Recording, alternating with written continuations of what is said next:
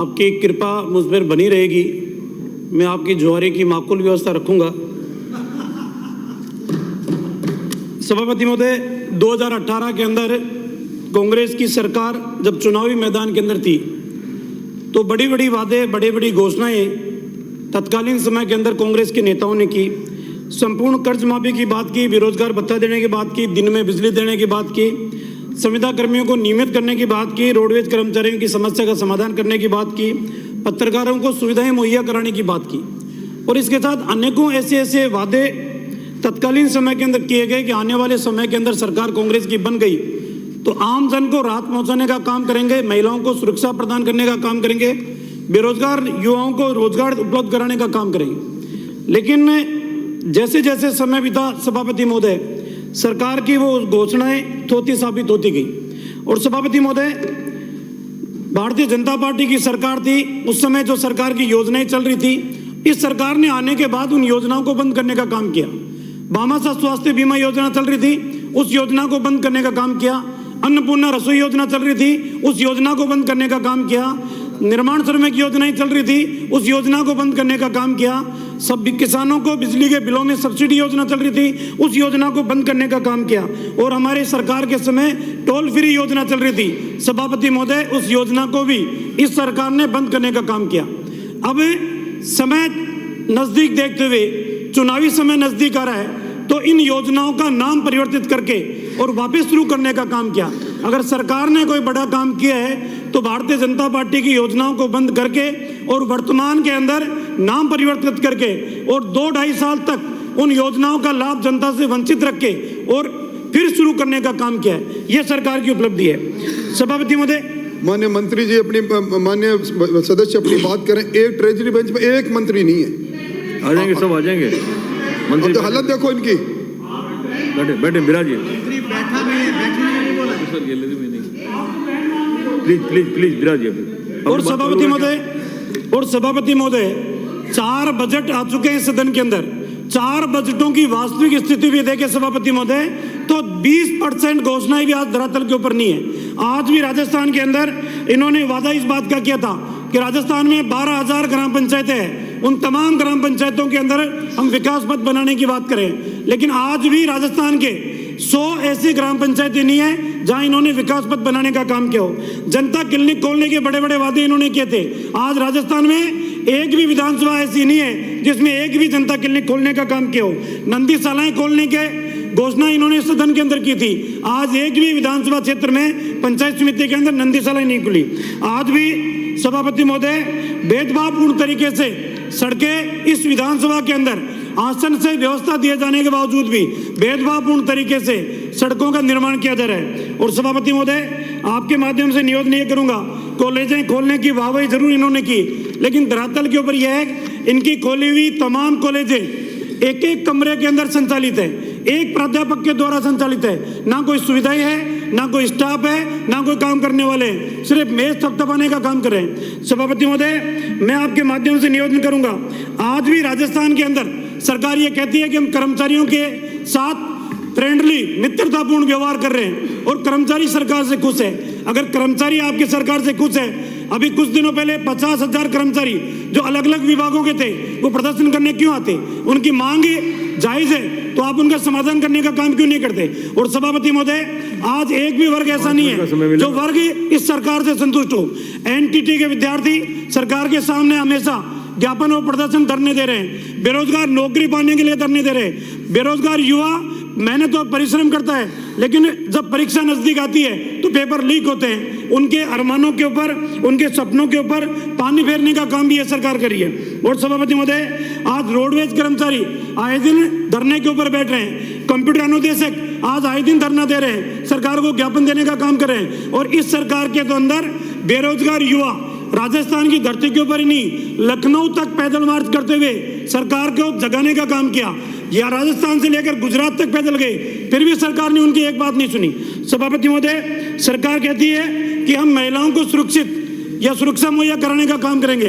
राजस्थान के अंदर मासूम बच्चों के साथ सबसे ज्यादा दरिंदगी हुई है तो इस देश के अंदर राजस्थान के अंदर हुई है। अनुसूचित जाति जनजाति के ऊपर अत्याचार हुए तो राजस्थान के अंदर हुए। और सभापति महोदय, इतना ही नहीं है, अभी बानसूर से आने वाली माननीय विधायिका और मंत्री है राजस्थान सरकार के अंदर। मैं इन्हीं के विभाग का विवरण आपके सामने करना चाहूँगा। इन्हीं के विभाग के अंदर मेरी विधानसभा क्षेत्र में रिको इंडस्ट्रियल एरिया है जिसके ऊपर भूमाफियाओं ने कब्जा कर रखा है। एक बार नहीं अनेकों बार इस सदन के अंदर मैंने बात रखी। पहले प्रसादी लाल जी मीणा मंत्री थे, उन्होंने कहा था कि हाँ हमारी जमीन के ऊपर भूमाफियाओं ने कब्जा कर रखा है, उसके बावजूद भी अभी तक कब्जा नहीं हटा। मंत्री ने खुद ने आश्वस्त किया कि हाँ जमीन हमारी है, कब्जा हटाने का काम करेंगे। आज दिन तक वो कब्जा नहीं हटा। इनके शासन के अंदर कोई सुरक्षित नहीं है, मंदिरों की जमीनें सुरक्षित नहीं है। सभापति महोदय, बंदौड़ के अंदर, सामोद की बंदौड़ के अंदर 1963 की पहले सेटलमेंट के अंदर सार्वजनिक प्याऊ के नाम से जमीन, उस जमीन 19 बीघा को भी इनकी सरकार के नुमाइंदों ने खुर्द-बुर्द कर दी। भूमाफियाओं ने कब्जा कराने का काम किया। सभापति महोदय, बच्चियां सुरक्षित नहीं है, महिला सुरक्षित नहीं है, युवा सुरक्षित नहीं है, मंदिर की जमीनें सुरक्षित नहीं है। तो इस सरकार में आखिरकार सुरक्षित है कौन? सभापति महोदय, मुझे पता है आप भी कुंठा के अंदर जीवन यापन कर रहे हैं। इस सरकार की कार्यशैली को लेकर आपके मन में भी दर्द और पीड़ा है, लेकिन आप आसन से बंधे हुए हो, आप कुछ बोल नहीं सकते, आप कुछ कह नहीं सकते। लेकिन इस विधानसभा की परिसर के अंदर तो आप जिस तरीके से बात करते हैं, अपनी वेदना को प्रकट करते हैं, उसे महसूस किया जा सकता है कि आप भी कितने दुखी हो। लेकिन सभापति महोदय, आज राजस्थान के अंदर जो एक ऐसा वर्ग है जो बीमारी के लिए वाहवाही करते हैं कि चिरंजीवी योजना के अंदर इतने पैकेज हमने शामिल किए हैं, इतने लोगों को राहत प्रदान करने का काम किया है। सभापति महोदय, एक ऐसी बीमारी मस्कुलर डिस्ट्रोफी, एक ऐसी बीमारी सभापति महोदय, व्यक्ति एक बीमार होता है लेकिन पूरा परिवार परेशान और पीड़ित रहता है। उस एक बच्चे को बचाने के लिए, उस एक व्यक्ति को बचाने के लिए पूरा परिवार की जिंदगी दांव पे लगती है। लेकिन राजस्थान की सरकार अभी तक भी इस तरीके के मरीजों के प्रति संवेदनशील नहीं है। सभापति महोदय, मैं आपके माध्यम से मांग करूंगा कि इस तरीके के मरीज जो है उनके परिवार को पेंशन शुरू की जाए, उनको यातायात का भत्ता दिया जाए, उनकी रोडवेज के अंदर यातायात निःशुल्क की जाए और बीमारी के इलाज के लिए स्पेशल पैकेज की घोषणा करें ताकि उस परिवार को राहत मिल सके। और सभापति महोदय, आज राजस्थान के अंदर जिस तरीके का माहौल है, उप सभापति महोदय ने जो बात कही थी वो हकीकत है। राजस्थान के अंदर पहली बार सुनने को मिल रहा है फिरौती के नाम के ऊपर उगाही करना, अपहरण के नाम पर पैसा वसूल करना, धमकी से पैसा वसूल करना। अगर ईमानदारी से, मंत्री महोदय, ईमानदारी से पुलिस के अधिकारियों के द्वारा कई भी बात को मैं आसन इस सदन के अंदर कह रहा हूं, लोग पुलिस के पास जाना पसंद नहीं करते, इन माफियाओं को पैसा देना ज्यादा पसंद करते हैं, इज्जत बचाने के लिए, जान बचाने के लिए। और सभापति महोदय, ईमानदारी से आप ये कहो कि किसी का नाम उजागर नहीं किया जाएगा। कोई के पास अगर पैसे वसूली करने का फोन के माध्यम से वसूली की गई है तो सरकार को बताएं। सैकड़ों लोग ऐसे हैं जिन्होंने पैसे देकर अपनी जान बचाई है, सरकार के नुमाइंदों ने उनकी जान नहीं बचाई। सभापति महोदय, भय बिना प्रीत नहीं होती है। अपराधी जिस भाषा के अंदर समझना चाहिए उसी भाषा के अंदर समझाना चाहिए। अगर आपकी सरकार में दम है, आपकी सरकार में इच्छा शक्ति है, तो अपराधी को अपराधी की भाषा में समझाओ, तभी अपराध कंट्रोल होगा। कानून के दायरे के अंदर अपराध कंट्रोल होने वाला नहीं है। आप कहो कि हाँ इज्जत के साथ बुलाएंगे और अपराध कंट्रोल हो जाएगा। मेरा आपसे निवेदन है सभापति महोदय, पुलिस के कर्मचारी 24 घंटे काम करते हैं, आज भी वो 3600 रुपये की पे ग्रेड की मांग कर रहे हैं, फिर उसके बावजूद भी आप उनकी सुनवाई नहीं कर रहे। आपसे निवेदन है सभापति महोदय, सरकार को आप निर्देशित कीजिए, आप अपना रुद्र रूप दिखाइए सरकार को। आपका सीधा साधा रूप की वजह से सरकार गंभीर नहीं है। सभापति महोदय, आप अपनी तीसरी नेत्र को खोलने का काम करें, सरकार को निर्देशित करें ताकि आने वाले समय में पुलिस के कर्मचारियों को 3600 रुपये का पे ग्रेड देने का काम करें। और सभापति महोदय, जिस तरीके से अजमेर से आने वाली माननीय सदस्य जिक्र कर रही थी, तुष्टिकरण की राजनीति, सांप्रदायिक घटनाओं का जिस तरीके से अंजाम देने का काम आपने किया है, समय के ऊपर आप चेत जाते, तुष्टिकरण की राजनीति नहीं करते, वोट बैंक की राजनीति नहीं करते, तो आज कन्हैयालाल हमारे बीच में जिंदा होता। लेकिन आपकी तुष्टिकरण की राजनीति की वजह से कन्हैयालाल की हत्या हुई है और उस हत्या का दोष सरकार को निश्चित रूप से लगेगा। करौली की घटना के अंदर जिस तरीके से आपने वक्तव्य दिए, जोधपुर की घटना में जिस तरीके से आपने वक्तव्य दिए, वो राजस्थान की जनता अच्छी तरीके से जानती है। आपने करौली में तो कह दिया कि आपत्तिजनक नारे लगाने से घटना हुई, जोधपुर में तो कोई जुलूस भी नहीं था, आपत्तिजनक नारे भी नहीं थे, फिर किस वजह से, क्या मजबूरी थी अपराध करने वाले व्यक्तियों को रात को 12 बजे आपको रिलीज करना पड़ा? क्या वोटों की इतनी आपको चिंता है? अपराधी की कोई जाति और धर्म नहीं होता है, अपराधी अपराधी होता है सभापति महोदय, इसलिए अपराधी को अपराधी के तरीके से ही 2 मिनट आपको में सहन बात करना समाप्त पड़ेगा। करें। सभापति महोदय, एक निवेदन मैं आपसे और करना चाहता हूँ।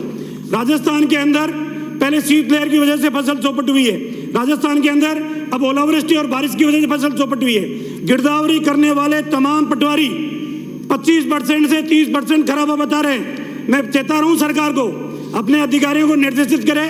वास्तविकता के अंदर मंत्री जी का स्टेटमेंट ये था 60% नुकसान हुआ है।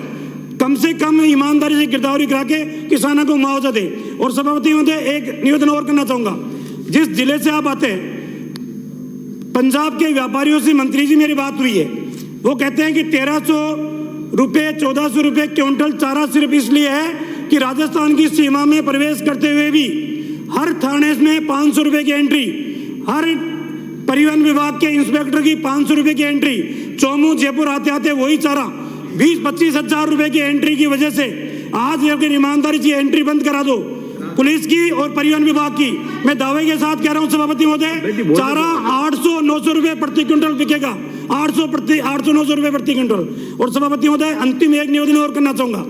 मेरी एक विधानसभा के PSCL और सारा, ये दो ऐसे हैं जिनमें 200-250 करोड़ रुपए, राजस्थान के अरबों रुपए। सदन इस बात की भी चिंता करे, गरीब आदमी अपनी आजीविका में से कटौती करते हुए, अपने भविष्य के सपनों को साकार करते हुए कटौती करके सारा में और PSL में पैसा जमा कराए थे। आज भी 250-300 करोड़ रुपए एक विधानसभा का पैसा है। वो पैसा कैसे निकले, कैसे उन तक पहुंचे और कैसे उस पैसे से उनकी आजीविका चले, इस बात की भी चिंता करनी चाहिए। और सभापति महोदय, अंतिम निवेदन मेरा इतना ही है। रेवेन्यू के अधिकारी जिस तरीके से भ्रष्टाचार के आखंड में डूबे हुए हैं, मैं चेताना चाहता हूं, चाहे रेवेन्यू बोर्ड हो, चाहे जितने भी प्रशासनिक अधिकारी रेवेन्यू का काम देख रहे हैं, आप इन पे कंट्रोल करके विजिलेंस की एक टीम गठित कीजिए, इनके निर्णयों की समीक्षा कराइए, तभी जाके इनके ऊपर अंकुश लग सकेगा। और एक अंतिम निवेदन सभापति महोदय, आज राजस्थान के अंदर जिस तरीके से अपराध अपने चरम के ऊपर है, इनका एक ही इलाज है, पुलिस को फ्रीडम, पुलिस को आप फ्री कीजिए। अपराधी जिस भाषा में समझे उस भाषा में समझाने का काम करे।